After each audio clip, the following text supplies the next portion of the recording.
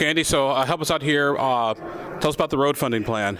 Yeah, so tonight Council introduced Proposal 192, which is a component of our 5-year plus plan to fund Indianapolis roads and address infrastructure, principally focused on leveraging the $50 million match the state has made available. Our proposal looks at vehicle user fees in the county, and we'll be raising those for the heavy vehicles and for passenger vehicles. It will also include some reporting requirements so that the public knows how much money is coming in, how the match is being serviced, etc. Councilor Nielsen, Mayor Hochstein has come out, in opposition to this proposal, since we don't need it. It has its own plan to get to the $50 million in 2027. Why is that not the appropriate approach? So our proposal recognizes that there are some statutory deadlines that we have to be able to reach. For example, I point to the December 31st deadline the state requires. By December 31st of this year, we have to be able to say to our state partners that we have the money. Our plan ensures that the money is there. You think his plan doesn't? No, I do not. Because of the why? So our plan is focused about creating budget permanency to that. So again, we are looking at dedicated revenue inside of the budget in order to reach that match, and do not believe that their plan does that. So you have an issue with the spring fiscal component of their plan? The state requires that we are able to provide the full match, and that we can tell the state at the end of this year that we have the money. Our plan ensures that we know how much money is in that. We should be dedicating additional resources and other fiscals towards infrastructure, but we don't know how much money that is. We don't know that until the beginning of March every year. So you're not afraid that maybe just the 2027 spring fiscal might not have the $25 million that they're dedicating? Potentially. That's potential. That's right. And I'll also point out that in 2028 we're going to have to redo the lit structure, and currently we won't have a spring fiscal. And one of the things that popped up was the fact that the mayor's come out against us, saying he won't support a tax increase. But at the same time, his ILEA board is calling for referendums that would actually require a tax increase. Any thoughts on sort of that looks like maybe inconsistency? No, I think that's a question for the mayor. We're focused on ensuring that we have a long-term sustainable funding source for infrastructure, and then we leverage the $50 million match from the state of Indiana. Can you guys do this without his support? Yes. How does that work? Yes. So we are going through a very intense public process. Tonight we introduced the proposal. Next Tuesday, the proposal will be heard, questions, and public comments in Administration and Finance Committee on Tuesday. Thursday, the exact same process for the Public Works Committee. The following Tuesday, which is June the 16th, it will go to the Rules Committee. Presentation, questions, comments, vote, and then it will go to the full council for final passage. The mayor has 10 calendar days after final passage, not including Sundays, to veto. We hope he joins us in this important moment. So are the votes? So how do you need? What do you need to override? 17 votes. Thank you. Yes. We had a recent murder shooting in a parking garage, literally right around the corner from here.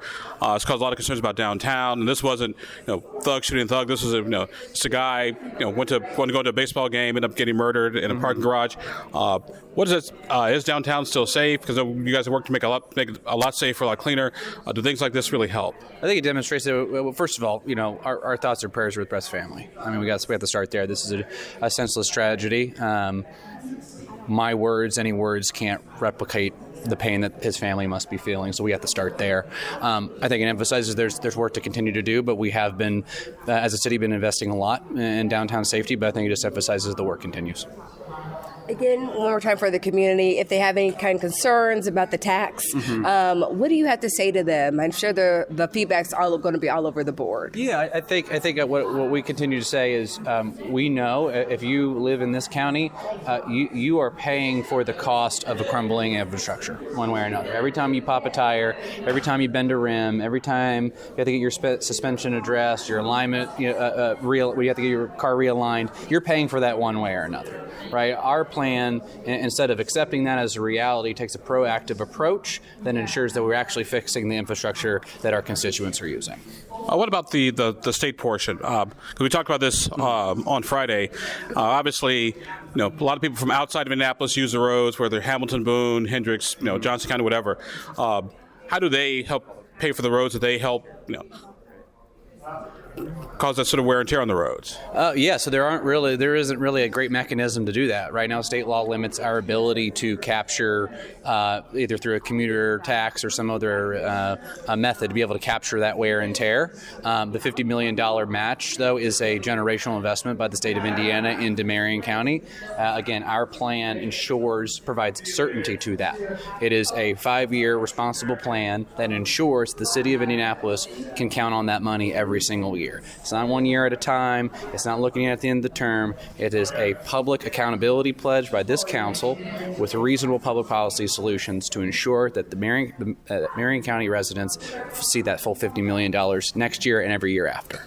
Question. Go ahead. There were so many proposals on housing. Was that by design, or is this just everyone kind of introduces housing proposals at the same time? And Yeah, what talking kind of about the impact? pilots. Yeah, there was Yeah. so many like affordable housing proposal. What kind of impact are you hoping for, and why was it all today? DMD has changed the process with which they are evaluating pilots. So tonight was the first. We're in our first step of a new process.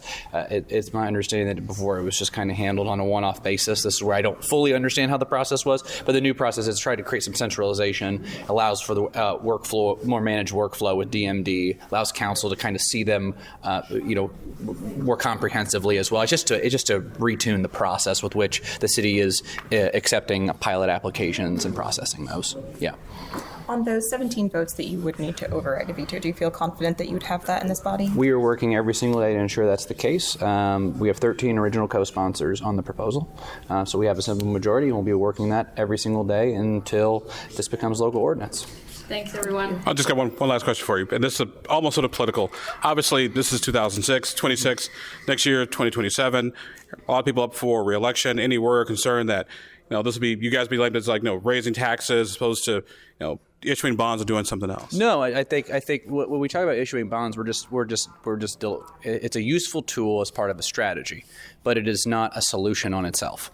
Our plan is a solution. We are going out to our constituents, having an honest conversation of how we address the top concern that we hear about. That requires leadership. That requires going out there and doing hard things, and that's what you're seeing your council do today. All right, thank you. Thank you. Yep.